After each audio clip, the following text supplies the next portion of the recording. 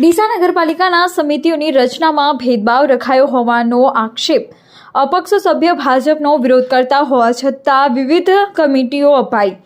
જ્યારે પાર્ટીની વિચારધારા સાથે જોડાઈ સી.આર. પાટીલે અપક્ષોને ખેસ પહેરાએ આવકાર્યા એ સભ્યોની સાથે કરાયો અન્યાય। ડીસાના વોર્ડ નંબર 8ના અપક્ષ સદસ્ય નિકિતા નટવરજી ઠાકોરને બાદબાકી કરતા ઠાકોર સમાજમાં રોષ। વોર્ડ નંબર 8માં સતત વિકાસ કાર્યો માટે કાર્યશીલ રહેતા સદસ્યની બાદબાકી કરાતા સદસ્ય ચોધાર આંસુઓ રડી પડ્યા। સતત પાર્ટી એક બાજુ અપક્ષોને ભાજપમાં જોડી રહી છે, જ્યારે બીજી બાજુ કરાઈ રહી છે બાદબાકી। અગાઉ સાધારણ સભામાં ભાજપ વિરુદ્ધ ઉચ્ચારણ કરતા છાજિયા લેનાને ભાજપ તરફથી મહત્વની કમિટીઓ આપતા પક્ષમાં અસંતોષ। આજની નગરપાલિકા સભામાં પ્રદેશ ભારતીય જનતા પાર્ટી કરતાં જિલ્લા સંગઠન મોટું હોવાની ચર્ચાએ જોર પકડ્યું। ભારતીય જનતા પાર્ટીનો ખેસ પહેરાવી પાર્ટીમાં સ્થાન આપ્યા છતાં અવગણના થતા સભ્યે આક્રોશ વ્યક્ત કરાયો।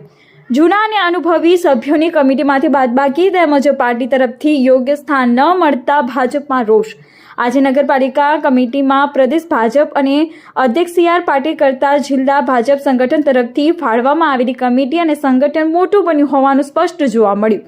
સાધારણ સભામાં કમિટીઓની રચનામાં વાલાવાદની નીતિ અપનાવી હોવાના થયા આક્ષેપો।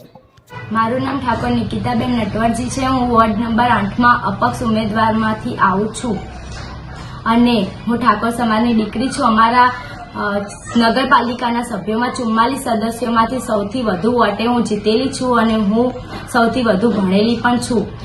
ડીસા નગરપાલિકામાં સંગઠનના લોકો દ્વારા મને એવું કહેવામાં આવે છે કે જે તમે પાટીલ સાહેબના હાથે તમે જોડેલા છો તે નહીં ચાલે, અમારા હાથે જોડાઓ તો જ તમને ભાજપમાં ગણવામાં આવશે।